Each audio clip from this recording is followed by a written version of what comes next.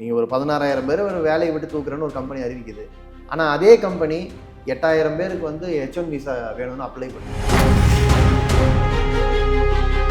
இப்போ எப்படி நம்ம தமிழ்நாட்டில் வட இந்திய தொழிலாளிகளுக்கு ஏதாவது பாதிப்புனா தமிழ்நாட்டு தொழிலாளிகள் வந்து அதை வேற ஒருத்தர் பாதிப்பு மாதிரி பார்க்குறாங்களோ, கிட்டத்தட்ட அப்படி தான் இன்றைக்கி உலகம் முழுக்க இருக்குது. வலதுசாரி பார்வை தான் இருக்குது. இப்போ டிசிஎஸோ இன்ஃபோசிஸோ அல்லது காக்னிசன்ட்டோ நிறைய பேரை இந்தியாவிலிருந்து ரெஸ்யூமே ரெடி பண்ணி அவங்க பேரில் அப்ளை பண்ணுறாங்க.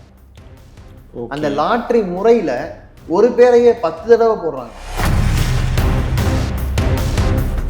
இதுக்கு எதிராக எலான் மஸ்க் பேசுகிறாரு, ஜேபி மார்கன் பேசுகிறாங்க, பெரிய பெரிய கம்பெனி முதலாளிகள் பேச ஆரம்பிச்சிட்டாங்க. ஏன்னா அவங்களுக்கு குறைந்த சம்பளத்தில் சுரண்டுறது தான் அவங்க வசதி.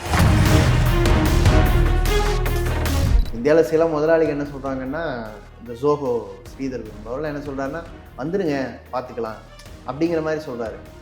ஆனால் என்ன சிக்கல்னா அப்படி அந்த மாதிரியான ஒரு கட்டமைப்பை நம்ம ஏற்படுத்தலைங்கிறது தான் ஃபேக்ட். வேலைக்கு எடுக்கப்படுறவர் என்ன சம்பளத்தில் சுரண்டப்படுறாருங்கிறத இந்த விசாவை கையில் வச்சிருக்கிற அந்த நிறுவனத்துக்கு எதிராக புகார் கொடுக்கறதுக்கு எந்த எம்ப்ளாயியும் முடியாது. ஏன்னா விசா அவர் கையில் இருக்கு. நம்ம இந்தியாவை திரும்பி வந்துடலாம்னா இந்தியாவில் அதுக்கு சமமான வேலை வாய்ப்பு கொடுக்கக்கூடிய நிறுவனங்கள் எத்தனை இருக்குது? அந்த வேலையில் ஏற்கனவே இருக்கிற இந்தியர்களுக்கு போக கூடுதலாக இவங்க வந்து வேலை செய்ய முடியுமா? வணக்கம் வணக்கம். வணக்கம் தொடர். இப்போ வந்து ஒரு வாரமாக H1B விசாவுடைய விலை ஏறிடுச்சு அப்படின்னு சொல்லி நியூஸ் வந்து போயிட்டுருக்கு. இது வந்து இந்தியன்ஸ் வந்து மிகப்பெரிய பாதிப்பு ஏற்படும் அப்படின்னு சொல்கிறாங்க. அது என்ன H1B விசா, அதை பற்றி கொஞ்சம் எக்ஸ்பிளைன் பண்ணி சொல்லுங்கள். முதல்ல வந்து இது அமெரிக்கா கொடுக்குற விசா. அமெரிக்கா ஒரு விசாவை கொடுக்கறதுக்கு அந்த விசாவை வாங்கக்கூடிய கம்பெனி தர வேண்டிய காசு. ஆனால் ஒரு நபரை நீங்கள் வேலைக்கு எடுக்கணும்னா அந்த கம்பெனி வந்து ஒரு 89 லட்சம், ஒரு வேளை ரூபாயோட மதிப்பு இன்னும் விழுந்துச்சுன்னா 1 கோடி ரூபா வரைக்கும் கூட கொடுக்கலாம். அவ்வளவு கொடுத்தா தான் ஒரு ஆளை வேலைக்கு எடுக்க முடியும் அப்படின்னு அந்த விதியை ஸ்ட்ரிக்ட் ஆக்கியிருக்காங்க. அடுத்த வருஷம் ஏப்ரலுக்கு அப்புறம் தான் இது அமலில் வரும். ஆனால் இதை அறிவிக்கும் போது என்ன சொல்லிட்டாங்கன்னா, வெளிநாடு போயிருக்கிறவங்களாம் திரும்ப வந்துருங்க, இல்லைன்னா உள்ளே வர முடியாது, 1 கோடி ரூபாய் கட்டினா தான் வர முடியுங்கிற மாதிரி ஒரு பயத்தை ஏற்படுத்தி விட்டாங்க. அம்ருதான்னு ஒரு பொண்ணு, இந்தியாவிலேருந்து போன பொண்ணு ஒரு பேட்டி கொடுத்துருக்கு. இதுக்காக அவசரமாக டிக்கெட்டை போட்டு, அது பூஜா ஹாலிடேஸ் டைம் இல்லை, பூஜா ஹாலிடேஸ் முடிச்சுட்டு போகலான்னு நினச்சவங்கெல்லாம் வந்து அவசரமாக டிக்கெட்டை போட்டு, டிக்கெட்டே 1 லட்சம் ரூபாய்க்கு மேலே செலவு பண்ணி அமெரிக்காவுக்கு எப்படியாவது போய் சேர்ந்துடணும்னு சொல்லிட்டு அவசரமாக டிக்கெட்டை போட்டு போயிருக்காங்க. சொல்கிறாங்க, நான் ரவுண்ட் ட்ரிப்புக்கே $900 தான் செலவு பண்ணுவேன், இவங்க இந்த ஒரு ட்ரிப்புக்கு வந்து $2000 செலவு பண்ணி நான் உள்ளே போய் உட்காந்தேன் அப்படின்னு சொல்கிறாங்க. பேனிக் ஆகுறாங்க, ஒரு மாதிரி பதட்டம். அந்த பதட்டத்தை கிளப்புறது வந்து எப்போவுமே ட்ரம்ப்போட ஸ்டைல் தான். ஆனால் இதை எந்த பேக்ரவுண்டில் செஞ்சுருக்காருங்கிறத சேர்த்து பாருங்கள். அதாவது மோடி வந்து என்னுடைய நண்பர், எனக்கு மோடி ரொம்ப பிடிக்கும், இப்படி அடிக்கடி சொல்லிக்கிட்டே இருப்பார். இப்போ கடைசியாக சொன்னதை கூட வந்து உடனே அவர் பிரதமர் மோடி அவரோட ட்விட்டரில் எனக்கு நீங்களும் நண்பர் தான் அப்படின்லாம் பயங்கரமாக ரியாக்ட் பண்ணியிருந்தார். அதெல்லாம் தனி. இந்த பக்கம் கையை பிடிச்சி முறுக்காத குறையா இந்தியாவின் மீது அடுத்தடுத்த தாக்குதல். இந்த H1B விசாங்கிற ப்ரோக்ராம் மேலே நடக்கிற தாக்குதலும் இந்திய நிறுவனங்கள், இந்தியாவில் படித்த நல்ல உயர் வேலையில் இருக்கக்கூடியவர்கள் மேலான ஒரு நெருக்குதல் தான். இது எந்த எல்லைக்கும் போகலாம். எக்ஸிக்யூட்டிவ் ஆர்டருங்கிறது 1 வருஷம் தான் அமலில் இருக்கும். அது வந்து அவசர உத்தரவு மாதிரி. ஆனால் ட்ரம்ப் கட்சி, அந்த கட்சியுடைய நிலைப்பாடு இதுதான். ஓகே, ஒரு ரேசியல் டிஸ்கிரிமினேஷன் எகெயின்ஸ்ட் இந்தியன்ஸ். இந்தியர்களை மட்டுமல்ல, அவங்க உலகம் முழுக்கவே இமிக்ரெண்ட்ஸை, அந்த நாட்டுக்கு வேலை தேடி வரக்கூடியவங்களை படு மோசமாக நடத்தக்கூடியவங்க தான். அதுக்கேற்ற மாதிரி சட்டத்தை திருத்தணுங்கிற கொள்கை இருக்கிறவங்க தான். ஏன் இப்போ வந்து இதை கொண்டு வரணும்? இப்போ டாரிஃப் இப்போ தான் போட்டாங்க, இப்போ எதுக்கு இதை கொண்டு வரணும்? இல்லை, அதில் 2 விஷயம் இருக்குது. ஒன்று வந்து நம்மக்கிட்ட ஒரு பேச்சுவார்த்தை போயிட்டுருக்கு. ஃப்ரீ ட்ரேட் அக்ரிமெண்ட் ஒன்று இந்தியாவும் அமெரிக்காவும் போட்டுக்க போகுது. அந்த அக்ரிமெண்ட்டில் நான் ஏற்கனவே ஒரு வீடியோவில் சொன்ன மாதிரி விவசாய பொருட்கள் அமெரிக்காவில் ரொம்ப சீப்பாக உற்பத்தியானதை இந்தியாவில் கொண்டு வந்து இறக்குமதி பண்ணணும். அது மூலமாக இந்திய விவசாயிகளோட அவங்க காம்படிட் பண்ணணும்னு நினைக்கிறாங்க. அது பால் பொருட்களுக்கும் வரலாம், அது நோக்கின அழுத்தமாகவும் இது இருக்கலாம். பட் அது தள்ளி வச்சுட்டு பார்த்தோம்னா H1B விசானா என்ன? அந்த விசா வந்து அமெரிக்காவில் சயின்ஸ் அண்ட் டெக்னாலஜிலேயோ மேத்ஸ்லேயோ ஒரு போதுமான விஞ்ஞானிகள் அல்லது நல்ல அறிவு படைத்தவர்கள் இல்லைன்னா அவங்கள வந்து சில நிறுவனங்கள் வேறு நாட்டிலிருந்து தங்களோட நாட்டுக்கு கொண்டு வந்து வேலை கொடுக்கலாம். இப்படி தான் இந்த திட்டம் அறிமுகப்படுத்தப்பட்டுச்சு. ஒரு வருஷத்துக்கு 80,000 பேர் வந்து வேலைக்கு வராங்க. அது வந்து லாட்ரி முறையில் நடக்கும். சரியா? இப்போ நீங்கள் வந்து பல லட்சம் பேர் அப்ளை பண்ணுவாங்க. ஆனால் லாட்ரி நடந்து லாட்ரியில் வந்து 80,000 பேர் அவங்க வந்து அலோவ் பண்ணுவாங்க. லாட்ரினா நீங்கள் சும்மா குலுக்கல் முறையில் எடுக்கிற மாதிரி தான்? குலுக்கல் முறையில் தான் எடுப்பாங்க. அப்படியே தான் எடுக்கிறாங்களா? ஆமாம், அவ்வளோ டேலண்டட்ஸ் இருக்காங்கல்ல. இப்போ இந்தியாவில் வந்து ஐடியில் படிச்சுட்டு பல நிறுவனங்களில் வேலை பார்க்குறவங்களுக்கு ஆன்சைட் ஜாப் பார்க்கணுங்கிற ஆசை இருக்கும். ஓகே. அவங்க வந்து H1B விசாக்கு அப்ளை பண்ணுவாங்க. ஓகே. ஏதாவது ஒரு நிறுவனத்துக்கு முதல்ல வேலைக்கு அப்ளை பண்ணுவாங்க. அந்த நிறுவனம் உன்னை வேலைக்கு எடுக்கிறேன்னு சொல்லிட்டு உங்கள் பேரில் ஒரு அப்ளிகேஷன் அவங்க போடுவாங்க. அந்த அப்ளிகேஷனை வந்து அந்த நாட்டில் இருக்கக்கூடிய லாட்ரி சிஸ்டத்தில் தான் குலுக்கல் முறையில் எடுப்பாங்க. பட் இதில் என்னென்னா, அதிகமான H1B விசா வச்சிருக்கிற கம்பெனின்னு பார்க்கும்போது டாப் கம்பெனிஸில் இன்ஃபோசிஸ் இருக்குது, டாடா கன்சல்டன்சி இருக்குது, காக்னிசன்ட் இருக்குது. இவங்கெல்லாம் வந்து அதிகமான இந்தியர்களை அங்கே கொண்டு போய் வேலை பார்க்க வைக்கிறாங்க. இந்த நிறுவனங்கள் கிட்ட தான் அந்த விசா இருக்குது. இப்போ இந்த பிரச்சனை என்ன ஆகுதுன்னா, இந்திய நிறுவனங்கள் கிட்டத்தட்ட அமெரிக்காவில் இருக்கிற H1B விசாவில் 75% பேரை அவங்க தான் வேலைக்கு எடுத்திருக்காங்க. இந்த நிறுவனங்கள் இந்தியர்களை அங்கே கொண்டே வச்சது இந்த மாதிரி நிறுவனங்கள் தான். பல நிறுவனங்களில் இந்தியர்கள் வேலை பார்க்குறாங்க. மொத்தமாக இந்தியர்கள் கையில் இருக்கிறது 75%. 4 லட்சம் விசாவில் மொத்தமாக 4 லட்சம் இருக்குது இப்போ லைவில். அதில் 75% இந்தியர்கள். அதுக்கு அடுத்த இடத்துல சீனர்கள் இருக்காங்க, ஒரு 48,000 வரைக்கும் இருக்குன்னு சொல்கிறாங்க.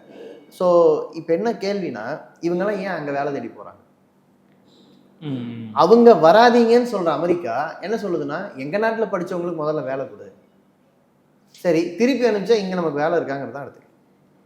இல்லை, இப்போ இந்த நியூஸ் வந்தவனையே வந்த ஆர்குமெண்ட் என்னென்னா, ஆர்குமெண்ட் இல்லை பார்த்தது என்னென்னா, அவங்க நிறுத்திட்டா என்ன, இந்தியாவோட பிரைன்ஸ்லாம் நீ இந்தியாவிலே இருக்க போது, இந்தியா வளர போகுதுன்னு சொல்கிறாங்க. அதை அப்படி பார்த்துக்கலாம், அப்படி புரிஞ்சுக்கலாமா? அதை அதான் இந்த H1B விசாவில் உண்மையில் இந்த விசாவை வாங்குறது ஒரு நிறுவனம். இந்த நிறுவனம் அந்த விசாவை வச்சுக்கிட்டு ஒருத்தரை வேலைக்கு எடுக்கும். வேலைக்கு எடுக்கப்படுறவர் என்ன சம்பளத்தில் சுரண்டப்படுறாருங்கிறத இந்த விசாவை கையில் வச்சிருக்கிற அந்த நிறுவனத்துக்கு எதிராக புகார் கொடுக்கறதுக்கு எந்த எம்ப்ளாயியும் முடியாது. ஏன்னா விசா அவர் கையில் இருக்குது. ஒருவேளை ஒரு வேலையை விட்டு போன்னு சொல்லிட்டாருன்னா அந்த நிறுவனம் சொன்ன உடனே அவர் கிளம்பித்தான் ஆகணுங்கிற நிலைமை. ஸோ இந்த H1B விசாங்கிற ஸ்ட்ரக்சரே முதல்ல வந்து நமக்கு எதிரானது ஒன்று. சரி, அவர் விட்டுறாரு, நம்ம இந்தியாவை திரும்பி வந்துடலான்னா, இந்தியாவில் அதுக்கு சமமான வேலை வாய்ப்பு கொடுக்கக்கூடிய நிறுவனங்கள் எத்தனை இருக்குது? அந்த வேலையில் ஏற்கனவே இருக்கிற இந்தியர்களுக்கு போக கூடுதலாக இவங்க வந்து வேலை செய்ய முடியுமா? புதுசாக ஏதாவது தொழில் நிறுவனம் வளர்ந்துருக்கா? இப்போ உதாரணத்துக்கு கூகுள் எடுத்துக்கிறோம். கூகுளுடைய CEO சுந்தர் பிச்சை, அவர் வந்து இந்தியர் தான். அவர் வந்து நீங்கள் இந்தியாவுக்கு போங்கன்னு சொல்லிடுறாரு, அவரும் வந்துடுறாரு. இங்கே ஒரு கூகுள் இருக்கணும்ல அவருக்கு CEO தலைமையாக இருக்கிறது. நான் உதாரணத்துக்காக சொல்கிறேன், ரொம்ப சிம்பிளாக. பல நிறுவனத்தில் பெரிய டாப் பொசிஷனில் இருக்கிறவங்களுக்கு அனுப்பிச்சா அந்த பொசிஷனில் இங்கே முதல்ல அந்த பொசிஷன் இருக்கணுமே, அவங்களுக்கு இங்கே அந்த வேலை இருக்கணுமே. ஸோ ஒன்றும் இல்லை, இதுக்கு சம்மந்தமில்லாத உதாரணம் தான் நான் சொல்கிறேன். இறால் பண்ணைகள்லேருந்து இந்தியாவில் தமிழ்நாட்டில் நிறைய இறால் தயாரித்து அமெரிக்காவுக்கு ஏற்றுமதி பண்ணுறோம். இந்த அதிகபட்சமான வரி போட்ட உடனே அந்த இறால்லாம் திருப்பி அனுப்பிச்சிட்டாங்க. சரி, இங்கே சும்மா கொடுத்தாவது இப்போ இறாவை அவ்வளவு இறாவை சாப்பிட்றதுக்கு இங்கே ஆள் இருக்கணும்ல. நமக்கு அந்த பழக்கம் கிடையாது. நம்ம இறாவை எடுத்துக்கிற விதமும் அவங்க எடுத்துக்கிற விதமும் வேற வேற. அந்த மாதிரி தான் நீங்கள் தடாலடியாக ஒரு முடிவெடுத்து உங்கள் மேலே திணிக்க ஆரம்பித்தா அந்த சூழலுக்கு நம்ம தயாராக இல்லை.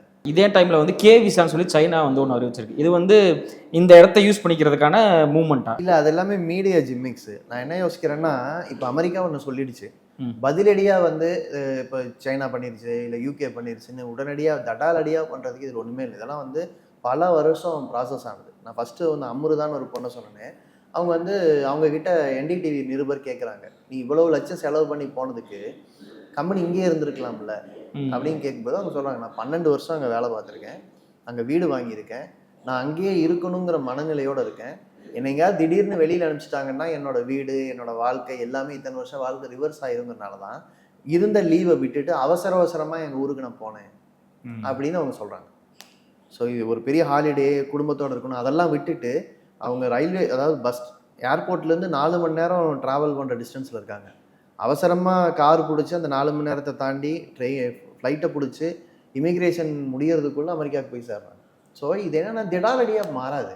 அப்போ எந்த நாடு என்ன விசாவை விட்டாலும் இந்த H1B விசாங்கிறதுக்குள்ளே இருக்கிற சூத்திரத்தை, அதனுடைய பிரச்சனையை பேசாமல், இப்போ ட்ரம்ப் என்ன சொல்கிறாருன்னா, நீங்கள் ஒரு 16,000 பேர் ஒரு வேலையை விட்டு தூக்குறேன்னு ஒரு கம்பெனி அறிவிக்குது. ஆனால் அதே கம்பெனி 8,000 பேருக்கு வந்து H1 விசா வேணும்னு அப்ளை பண்ணுது. அப்போ எங்கள் ஊரில் இருக்கிற 16,000 பேரை வேலையை விட்டு தூக்கிட்டு 8,000 பேரை வேற ஊர்லேருந்து கொண்டு வந்து வேலைக்கு வச்சுக்கிறியான்னு அவர் கேட்குறாரு. நான் திருப்பி கேட்குறேன், அந்த 16,000 பேருக்கு கொடுத்த சேலரியை தான் இந்த 8,000 பேருக்கு நீங்கள் கொடுப்பீங்களா? H1B விசா வச்சுக்கிட்டு, அல்லது இது இல்லாமல் இன்னொரு விசா இருக்குது, L1 விசான்னு ஒன்று இருக்குது. ஓ அந்த விசாவும் தான் என்னன்னா, ஒரு அமெரிக்கர்களுக்கு கொடுக்குற குறைந்தபட்ச சம்பளத்தில் பாதிக்கும் கீழே தான் நம்ம கொடுக்குறாங்க, இந்தியர்கள் கொடுக்குறாங்க. இந்த சுரண்டல், அதுவுமே இந்த விசாவை வச்சிருக்கிற கம்பெனி தான் வச்சிருக்கோம். கம்பெனி பேரில் தான் விசா இருக்கும், நம்ம பெனிஃபிஷியரி தான், பயனாளர் தான். இந்த முறையில் இந்த இந்த மெத்தட் இருக்கிறத நம்ம இந்திய அரசாங்கம் என்னைக்காவது எதிர்த்திருக்கா? நான் இர்ரெஸ்பெக்டிவ் ஆஃப் கவர்மெண்ட்ஸ் கேட்குறேன், யார் ஆட்சிக்கு வந்தாலும் இந்த முறையில் நம்ம தொழிலாளர்களை சுரண்டலாமா? ஒரு மிரட்டல் தானே, தலையில் கத்தி வச்சுட்டு தானே. ஸோ இது வந்து இந்த முறையை பற்றியே இப்போ நம்ம கேள்வி எழுப்ப வேண்டியிருக்கு. ஏன்னா இப்போ அதிகமான H1 விசா வந்து டிசிஎஸ் கையில் வருது, இல்லை இன்ஃபோசிஸ் கையில் வருது. அவங்களே என்ன சொல்கிறாங்கன்னா, நிறைய பேர் அப்ளை பண்ணால் நிறைய லாட்ரி கிடைக்கும், நிறைய நீங்கள் லாட்ரி டிக்கெட் வாங்கிட்டீங்கன்னா உங்களுக்கு விழுகிறதுக்கான சான்ஸ் அதிகம். ஓகே, அது மாதிரி இப்போ டிசிஎஸோ இன்ஃபோசிஸோ அல்லது காக்னிசன்ட்டோ நிறைய பேரை இந்தியாவிலிருந்து ரெஸ்யூமே ரெடி பண்ணி அவங்க பேரில் அப்ளை பண்ணுறாங்க. அந்த லாட்ரி முறையில் ஒரு பேரையே 10 தடவை போடுறாங்களாம், வெவ்வேறு யூனிக் நம்பரில். இந்த ஸ்கேம் எல்லாம் பண்ண தெரிஞ்ச கம்பெனியால் மட்டும்தான் அதிகமான வேலைக்கு எடுக்க முடியும். இவ்வளவு முறைகேடும் இவ்வளவு இன்ஃப்ளூயன்ஸும் வச்சுட்டு ஒருத்தர் வேலைக்கு எடுக்கிற ஒருத்தர், அந்த எம்ப்ளாயி, அதாவது வேலை கொடுத்தவன்ட்ட வேலைக்கு போகிறவன் எவ்வளோ ஈக்குவலாக சண்டை போட்டுற முடியும்? ஸோ இந்த பிரச்சனை அப்படியே இருக்குது. இதை வந்து ட்ரம்ப் சரி பண்ண மாட்டார், ஏன்னா அவருக்கு அது தேவை கிடையாது. அவருக்கு வந்து தன்னோட நாட்டில் இருக்கிற கம்பெனிக்கு குறைஞ்ச வேலையில் ஒருத்தன், குறைஞ்ச சம்பளத்தில் ஒருத்தன் வேலை செய்ய வரதா இருந்தால் ஓகேம்பாங்க. ஒருத்தர் சுரண்டது வந்து அவங்களுக்கு பிரச்சனை கிடையாது. அவங்களுக்கு ஒன்று அமெரிக்கன்ஸுக்கு வேலை போகுது. அப்போவே கூட அவர் என்ன சொல்கிறாருன்னா, கம்ப்யூட்டர் சயின்ஸ் படித்தவங்களில் அமெரிக்கர்களில் 7.5% வேலையின்மை இருக்குது. மற்ற டெக்னாலஜி, பயோடெக்னாலஜி மற்றதுலாம் இருக்கிறத விடவும் கம்ப்யூட்டர் சயின்ஸ் படித்தவங்க மத்தியில் வேலையின்மை விகிதம் அதிகமாக இருக்குது. ஸோ நாங்கள் இந்த திட்டத்தையே எது கொண்டு வந்தோம், சயின்ஸ் அண்ட் டெக்னாலஜிலையும் இன்ஜினியரிங்லையும் மெடிசின்லையும் படித்த ஆட்கள் எங்கள் ஊரில் கம்மியாக இருக்காங்க, வெளிநாட்டிலேருந்து உள்ளே கொண்டு வாங்கங்கிறதுக்காக நாங்கள் கொண்டு வந்தோம். ஆனால் எங்கள் ஊரில் இருக்கிறவங்களுக்கு வேலை இல்லை, ஆனால் வெளியிலேருந்து கொண்டு வந்துக்கலாம் அப்படிங்கிறத எப்படி அலோவ் பண்ணுவோம்? இது அவங்க நாட்டில் நடக்கிற ஆர்கியூமெண்ட்டு. என்ன பிரச்சனைனா, இப்போ போட்டிருக்கிற உத்தரவால் ஏற்கனவே வேலையில் இருக்கிற யாரையும் உடனடியாக அனுப்ப போகிறது இல்லை, அதையும் விளக்கிட்டாங்க. புதுசாக உருவாகிற வேலை வாய்ப்பு தான் அமெரிக்கர்களுக்கு போய் சேருவதற்கான ஒரு ஏற்பாடு நாங்கள் பண்ணுறோன்றாங்க. ஆனால் இது எக்ஸிக்யூட்டிவ் ஆர்டர். இதுக்கு எதிராக எலான் மஸ்க் பேசுகிறாரு, ஜேபி மார்கன் பேசுகிறாங்க, பெரிய பெரிய கம்பெனி முதலாளிகள் பேச ஆரம்பிச்சிட்டாங்க. ஏன்னா அவங்களுக்கு குறைந்த சம்பளத்தில் சுரண்டுறது தான் அவங்க வசதி, அவங்க அதை கேட்குறாங்க. ஸோ இந்த பிரச்சனை எல்லாமே எதுக்கு கிளப்பப்படுதுன்னா, ஒரு அதிகபட்சம் வந்து ஒரு பேக்டோரில் சில டிஸ்கஷன்ஸு, டாக்ஸ் நடக்கிறதுக்கு பயன்படும். உண்மையிலேயே இதில் பாதிக்கப்படுற செக்ஷனை பற்றி, இல்லை இந்த விசாவில் தேவையான சீர்திருத்தத்தை பற்றி யாரும் பேசலை. இப்போ இது வந்து நீங்கள் வந்து அமெரிக்கன் சைட்லேருந்து சொன்னீங்க, இந்தியன் சைட்லேருந்து, இந்தியன் கவர்மெண்ட் சைட்லேருந்து என்ன இதுக்கு ரெஸ்பான்ஸ் கொடுத்துருக்காங்க, இல்லை எப்படி இதை கவுண்டர் பண்ண போகிறாங்க? இல்லை, இந்தியாவில் வந்து உடனடியாக, அதாவது முதல் நாள் ட்ரம்ப் கொடுத்த அறிவிப்பு வந்து உடனடியாக எல்லாரும் திரும்பி வாங்கங்கிற மாதிரி இருந்தது. அதனால் இந்திய சைட்லேருந்து என்ன இருந்ததுன்னா, இதெல்லாம் வந்து குடும்பங்களை சிதைக்கும் அப்படின்னு சொல்லிட்டு அவங்க ரியாக்ட் பண்ணாங்க. ஏன்னா திடீர்னு ஊருக்கு வரணும்னா எல்லாம் திருவிழா காலத்தில் விட்டுட்டு வரணும்னா. ஆனால் ஒரு கண்டனமோ, எங்கள் தொழிலாளர்களை இப்படி பந்தாடுறீங்களே அப்படிங்கிற ஒரு ரியாக்ஷனும் நம்ம சைட்லேருந்து இல்லை. இந்தியாவில் சில முதலாளிகள் என்ன சொல்கிறாங்கன்னா, இந்த ஜோஹோ ஸ்ரீதர் என்பவர்கள் என்ன சொல்கிறாருன்னா, வந்துடுங்க பார்த்துக்கலாம் அப்படிங்கிற மாதிரி சொல்கிறாரு. ஆனால் என்ன சிக்கல்னா, அப்படி அந்த மாதிரியான ஒரு கட்டமைப்பை நம்ம ஏற்படுத்தலைங்கிறது தான் ஃபேக்ட்டு. ஸோ இன்னொன்று வந்து நான் என்ன சொல்லுவேன்னா, ஆர்டிஃபிஷியல் இன்டெலிஜென்ஸ் மாதிரி தொழில்நுட்பங்கள் வரும்போது இந்திய தகவல் தொழில்நுட்பத்தில் இப்போ ஏற்கனவே வேலையில் இருக்கிறவங்களுடைய வேலையை அந்த தொழில்நுட்பங்கள் ரீப்ளேஸ் பண்ணும்.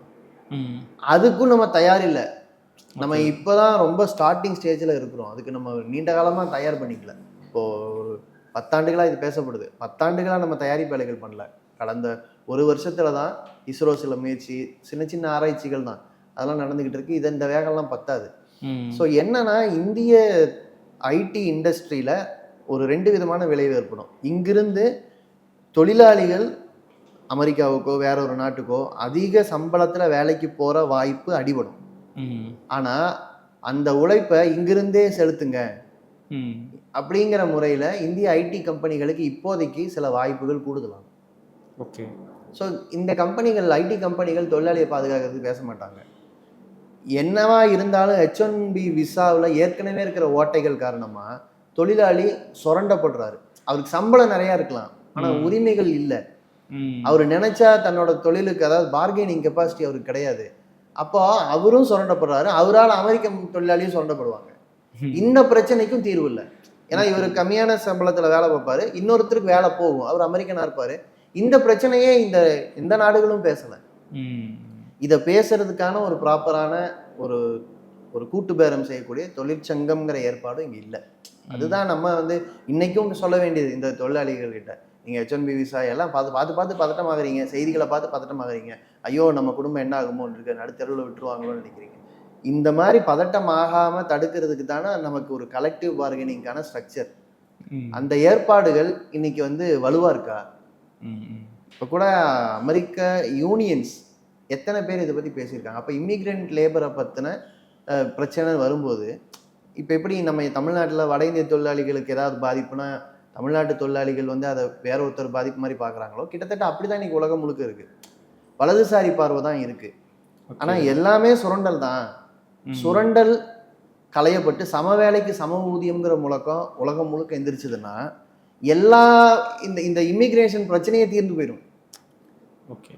ஒரு திறமை தேவை இருக்கிற இடத்துல தான் ஒருத்தர் எடுக்கப்படுவாங்க, ஒட்ட சுரண்டலான்னு எடுக்க மாட்டாங்க. ஸோ இங்க சம வேலைக்கு சம ஊதியம்னு பேசுறதுக்கு எவ்வளவு பேர் இருக்கீங்க? அது ஏன் அரசியல் முழக்கமாகல? இந்த H1B விசாலையும் அதான் பிரச்சனை. அது H2B விசான்னு ஒன்று இருக்கு, வெறும் கன்ஸ்ட்ரக்ஷன் லேபருக்கும் செவிலியருக்கும். அதுலயும் நீங்க அதை பேசணும். சம வேலைக்கு சம ஊதியம். நீங்க அமெரிக்கா போனா நமக்கு ஏன் அதிக வருமானம் வர மாதிரி தெரியுது? ஏன்னா இந்திய ரூபா பாதாளத்துல கிடக்கு. உங்க பொருளாதாரத்தையே பாதாளத்துல போட்டு புதைச்சாதான் உங்களுக்கு நிறைய வருமானம் வரும். சரி, இந்த மாதிரி நிலைமை தொடரலாமா? அப்போ உங்களுக்கு நிறைய வருமானம் வரணும்னா இந்தியா எப்பவுமே கீழே இருக்கணும். அப்போ நான் வெளிநாட்டுக்கு தான் வேலை பார்த்து கொடுத்துட்டு இருக்கணும். இந்திய பொருளாதாரம் வளரவே கூடாது. அப்போ நான் என்ன பண்ணலாம்? அங்கே சம்பாதிச்சு இங்கே வீடு வாங்கிக்கலாம். ஒரு 50 வயசு வரைக்கும் சம்பாதிக்கலாம், 35 வயசு வரைக்கும் சம்பாதிக்கலாம், 40 வயசு வரைக்கும் சம்பாதிக்கலாம். அப்புறம் சம்பாதிச்சதை வச்சு இங்கே இருக்கிற நோட்டை சுரண்டலாம். இந்த மென்டாலிட்டியில் நம்ம இருப்போம். இது ரொம்ப நாளைக்கு நீடிக்காது. அதை தான் நம்ம பார்க்குறோம். எல்லாம் சரியுது, அந்த கனவுகள், அந்த ஸ்ட்ரக்சர் எல்லாமே சரியுது. ஏன்னா நம்ம அதை பற்றின ஒரு கான்சியஸ்னஸ் இல்லாமல் இருக்கிறத அனுபவிப்போம், இந்த மொமெண்ட்டை வாழ்ந்துருவோம்னு நம்ம நினச்சிட்டு இருந்திருக்கோம். இப்போ இன்னொன்று நீங்கள் சொன்னீங்க வட இந்திய தொழிலாளர்கள் மாறி அப்படின்னு சொன்னீங்க. நம்ம இந்தியன் லேபர்ஸ்ன்னு அப்படி அந்த நம்ம அவங்க இங்கே வரவங்க நீங்கள் சொன்ன மாதிரி இந்த வேலைக்கு வராங்க, கட்டட கட்டுறதுக்கு அந்த மாதிரி வேலைக்கு வராங்க. இங்கேருந்து இப்போ ஸ்கில்டு லேபர்ஸ் தானே அவங்க அப்படின்னு தானே சொல்கிறாங்க. ஏதோ ஸ்கில்டு லேபர்ஸ் அப்படிங்கிறாங்க. முக்கியமாக IT செக்டர் தான் நிறைய பேர் போகிறாங்க. அது ரெண்டு ஈக்குவேட் பண்ண முடியுமா? அப்படி மைக்ரேஷனுங்கிறது எல்லா விதத்தில் நடந்தாலும் மைக்ரேஷன் தான்.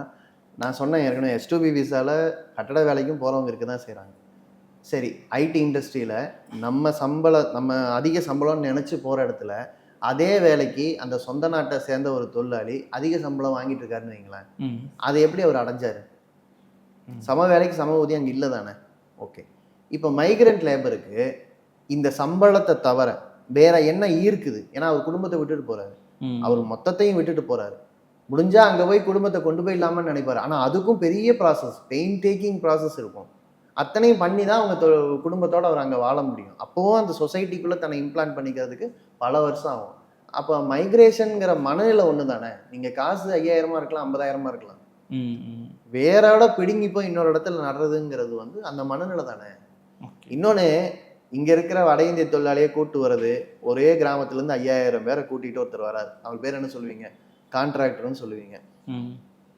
அமெரிக்கன் நாட்டுக்கு போறவங்க பேர் என்ன சொல்றீங்க? TCSன்னு சொல்றீங்க, இன்ஃபோசிஸ்ன்னு சொல்றீங்க இல்லையா? இவர் ரெண்டும் ஒரே விதமான கான்ட்ராக்ட் தான். கான்ட்ராக்டர் கையில தான் புடி, அதே தான் இங்கேயும் TCS கையில தான் புடி. ஏன்னா அவர் கையில தான் விசா இருக்கும். அவர் நினைச்சா உன்னை வச்சுக்கலாம், அவர் நினைச்சா உன்னை தூக்கி வீசிடலாம் இல்லையா? அப்ப இங்க சட்டம் வேலை பார்க்காது. நாட்டாம பண்றதுக்கு ஒரு ஆள் இருப்பாரு, நடுத்து தரகர் மாதிரி. அதே வேலையை தான் இதுல பாக்குறாங்க. ஸோ H1B விசாங்கிற பேர்ல நடக்கிறதுங்கிறது சம்பளம் அதிகமா இருக்கலாம், அமௌண்ட் அதிகமா இருக்கலாம், பேரு கார்பரேட்டா இருக்கலாம். ஆனா இடம்பெயர்ந்த தொழிலாளி அந்த நாட்டுல வந்தேரியா பார்க்கப்படுறவர் சுரண்டப்படுறாரு. நீங்க நிசாமுதீன் ஒருத்தர் ஒரு 8 நாள் முன்னால தன்னை சுட்டு கொண்டுட்டாங்க அங்க. அவர் ஒரு போஸ்ட் போட்டிருக்காரு, அவர் வேலையை விட்டு எடுத்துடுறாங்க. அவர் போடுறாரு, நான் தொடர்ந்து ரேசியல் டிஸ்கிரிமினேஷன் அனுபவிச்சேன், தொடர்ந்து என்னை மோசமா நடத்துனாங்க அப்படின்னு. இந்தியர். அவரை சுட்டு கொண்டது போலீஸ். போலீஸ் என்ன சொல்றாங்க? அவரோட ஃப்ரெண்டோட சண்டை போட்டுக்கிட்டு இருந்தாரு, கையில கத்தி வச்சிருந்தாரு. அவரை கொல்றதுக்கு முன்னால நான் கொன்னுட்டேன், எப்படியோ ஒரு உயிரை பாதுகாத்துனா அவங்க விளக்கம் கொடுக்குறாங்க. அந்த விளக்கத்தை நீங்க படிச்சீங்கனாலே தெரியும். அது நம்ம ஊர்ல நடக்கிற அதே என்கவுண்டர் ஸ்டைல் தான். எப்படி வடமாநில தொழிலாளி யாராவது ஒருத்தர் ஒரு கேஸ்ல போட்டுட்டு அந்த கேஸை க்ளோஸ் பண்றதுங்க மாதிரி, அது மாதிரி ஒருத்தனை சுட்டு கொண்டுட்டு அதுக்கு பிறகு அதுக்கு ஒரு விளக்க உரை எழுதுறாங்க. ம். இது மாதிரி பிரச்சனைகள், இன ரீதியான ஒடுக்குதல் பிரச்சனை எல்லாமே எல்லா ஊர்லயும் வரதானே செய்யுது. அவன் சம்பளம் என்ன, அவன் எவ்வளவு பெரிய நிலைமையில இருக்கிறாங்கிறத தாண்டி வருது இல்ல. ஸோ இந்த இஷ்யூவை பணமா மட்டும் வச்சு பார்க்க முடியாது. முன்னாடி வந்து இந்த அமெரிக்கன் ட்ரீம் அப்படின்னு சொல்லுவாங்க. முன்னாடி நான் சின்ன வயசில் இருக்கப்போலாம் அமெரிக்கா போகிறது தான் ட்ரீம். இப்போ அந்த அளவுக்கு இருக்கான்னு தெரியல. பட் அதுக்கு வந்து இப்போ இனிமே அந்த மாதிரி ட்ரீம்ஸ்லாம் வந்து இன்னி கொஞ்சம் கொஞ்சமாக போயிடும் அப்படிங்கிற மாதிரி இந்த விசா மேட்டர்லேருந்து நம்ம புரிஞ்சுக்கலாமா?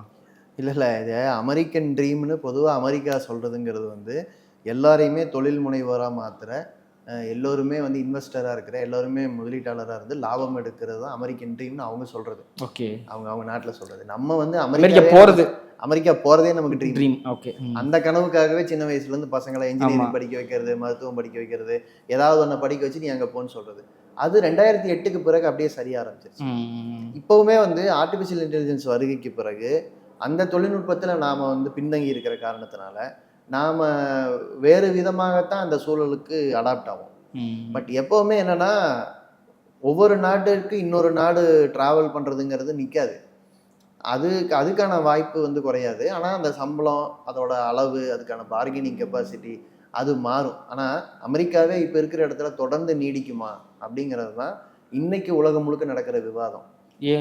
ஏன்னா அமெரிக்கா வந்து நம்பர் 1 எக்கானமி அப்படிங்கிறத நிலைநிறுத்துகிற பல்வேறு ஆஸ்பெக்ட்ஸ் இருக்குது. அவங்களுடைய இராணுவம், அவங்களுடைய டாலருடைய ஹெஜிமனி, அவங்களுடைய ஒட்டுமொத்த பொருளாதார கட்டமைப்பு, அங்கே இருக்கக்கூடிய மிகப்பெரிய நிறுவனங்கள் கையில் வச்சிருக்கக்கூடிய சொத்துக்கள், இதெல்லாம் தான் அமெரிக்காவை நம்பர் 1 வச்சிருக்குது. அமெரிக்க மக்களால் மட்டும் இல்லை, அமெரிக்காவோட அதிகாரம் உலகம் பரவலாக இருந்து உலகம் முழுக்க எந்த நாட்டையும் அவங்க கட்டுப்படுத்துகிறாங்க நிலைமை தான். ஆனால் இப்போ நீங்கள் எடுத்துக்கங்க, ட்ரம்ப் வந்து ரஷ்யாவு மேலே ஒரு தடையை விதிச்சுட்டு, ஆனால் அந்த தடை ரஷ்யாவை பாதிக்கலைன்னு கதறிக்கிட்டு இருக்காரு. ஏன்னா அவர் ஏகப்பட்ட நாடு மேலே தடை விதிச்சிட்டாரு. தடை விதித்த நாடுகள்லாம் தங்களுக்குள்ள ஒத்துழைக்கும் போது அமெரிக்காவால் ஒன்றும் பண்ண முடியல. ஸோ இதுதான் இந்த ஒவ்வொரு பொருளாதாரமும் ஒவ்வொரு வளரும் நாடும் தன்னளவில் தன்னை பாதுகாத்துக்கொள்ள முடியும்னு ஒரு நிலைமை வரும்போது, இறையாண்மையுடைய நாடுகள் அதிகரிக்கும் பொழுது ஒற்றை கண்காணிங்கிறவர் ஒன்றும் பண்ண முடியாது. அதை நோக்கி போகும். என்னை பொறுத்த வரைக்கும் என்னோட சொந்த மண்ணிலேயே வாழணுங்கிறது கனவில்லாமல் இருந்தால் போதும். அது கனவாயிடக்கூடாது. நம்ம சொந்த மண்ணில் நல்லா வாழணுங்கிறது வந்து நிலச்சிருந்தா போதும். அதுதான் முக்கியமான எதிர்காலமாக இருக்கும்னு நினைக்கிறேன். வேலை இல்லைனாலும் அங்கேருந்து வேலையை விட தூக்கிட்டா இங்கே என்ன பண்ணுவீங்கன்னு கேட்குறீங்களா? இங்கே எதுவுமே நடக்கலன்னு சொல்கிற மாதிரி இருக்குது. இங்கே இவ்வளோ கம்பெனிஸ் இருக்குல்ல, டிசிஎஸ் இருக்குது, விப்ரோ இருக்குது, இவ்வளோ கம்பெனிஸ் இருக்குல்ல, இங்கே வந்து வேலைக்கு பார்த்துக்க போகிறாங்க, வேறு வேலை பார்த்துக்க போகிறாங்க. இது இங்கே வந்து என்ன பண்ணுவாங்கன்னா அது ஒரு கேள்வியாகவே இல்லையா? அதான் என்னென்னா, இப்போ நீங்கள் வந்து 4 லட்சம் பேரில் 70%, அதாவது அமெரிக்காவில் வேலை பார்க்குற 4 லட்சம் பேர் அப்படிங்கிறதுல 70% கிட்டத்தட்ட 2.25 லட்சம் பேர் வந்து இந்தியர்கள். இவங்க எல்லாருமே ஹைலி பெய்டு அப்படின்னு தான் நம்ம எடுத்துக்க வேண்டியிருக்கு. இந்தியாவில் பே பண்ணுறதை விட அதிகம், அமெரிக்காவில் பண்ணுறதை விட கம்மியாக இருக்கலாம், பட் இந்தியாவில் பே பண்ணுறதை விட அதிகம். இத்தனை லட்சம் பேர் வந்தால் இங்கே வந்து மேனேஜர் பொசிஷன்லையும் டாப் பொசிஷன்லையும் உட்காரணும். அந்த டாப் பொசிஷனுக்கு கீழே பல ஆயிரம் பேர் வேலை பார்க்கணும். ஸோ அவ்வளவு பேருக்கு வேலை கொடுக்குற அளவுக்கான சர்வீசஸுக்கு தேவை இங்கே இருக்கா? அதுதான் கேள்வி. இப்போ அமெரிக்காவுடைய பல்வேறு சர்வீசஸ் வந்து ஆட்டோமேட் பண்ணியிருப்பாங்க, டிஜிட்டலைஸ் பண்ணியிருப்பாங்க, டேட்டா இருக்கும், டேட்டாவை நீங்கள் மேனேஜ் பண்ணுறீங்க. இந்த மாதிரி வந்து பல்வேறு ஐடி செக்டாரில் பல செக்டார் இருக்குது. இங்கே ஒன்றும் இல்லை. இப்போ H1 விசாவில் வந்து ஒருத்தர் ரிசர்ச்சுக்கு போயிருக்காருன்னு வச்சுக்கலாம். அந்த ரிசர்ச்சுக்கு ஃபண்டு பண்ணுற நிறுவனம் அங்கே இருக்கும். ரிசர்ச்சோட மற்ற டீம்மேட்ஸ் வேற நாட்டில் இருப்பாங்க. இவர் ஒரு டீம்மேட்டாக போயிருப்பாரு. ஒத்தையால் இந்தியாவுக்கு திருப்பி அனுப்பிடுறீங்க, இல்லை 3 பேரை திருப்பி அனுப்பிடுறீங்க. இந்த 3 பேர் மட்டும் எந்த ஃபண்டும் இல்லாமல் தான் நீங்கள் இருப்பாங்க. இதை இணைக்கிற இடம் அது. நான் ஒரு அமெரிக்கன் ஒரு ஆர்கியூ பண்ணியிருந்தார். என்ன சொன்னாருன்னா, நாம் ஒரு கேக் பண்ணுறோம். கேக் பண்ணும்போது நம்மக்கிட்ட பேசிக்காக கோதுமை இருக்குது. அந்த கேக்கு பண்ணுறதுக்கு தேவையான சில இன்க்ரீடியன்ட்ஸ் நம்ம வெளியிலேருந்து வாங்குகிறோம். நான் வாங்கவே மாட்டேன் அப்படின்னு சொல்லிட்டு சர்க்கரைக்கு பொதுவாக வீட்டில் உப்பு தான் இருக்குன்னு போடுவியா? இப்போ வீட்டில் இருக்கிற உப்பு போட்டீங்கன்னா உன் கேக் கெட்டு போயிடும். சர்க்கரை நீ வாங்காமே விட்டீங்கன்னா சர்க்கரை மட்டும் வச்சுட்டு ஒருத்தன் கேக்கு பண்ண முடியாது. ஸோ உலகமயமாக்கிட்டு எல்லாத்தையும் உலகமயமாக்கிட்டு எனக்கு இது வேணாம் அப்படின்னு சொல்றது வந்து முட்டாள்தனத்தில் முடியும். அது 2 பக்கம் பாதிப்பு ஏற்படுத்தும். அதுதான் இந்த விஷயத்துல. ஸோ நம்ம வந்து நம்முடைய நல்ல சிந்தனை படைத்தவர்களை வேற நாட்டில் நம்ம வச்சிருக்க முடியாது. அவங்க திருப்பி இங்கே வரணும்னா இங்கே வர்றதுக்கான ஏற்பாட்டை பண்ணி நீங்கள் அழைக்கணுமே தவிர அவர் வேற வழி இல்லாமல் இங்கே வர முடியாது.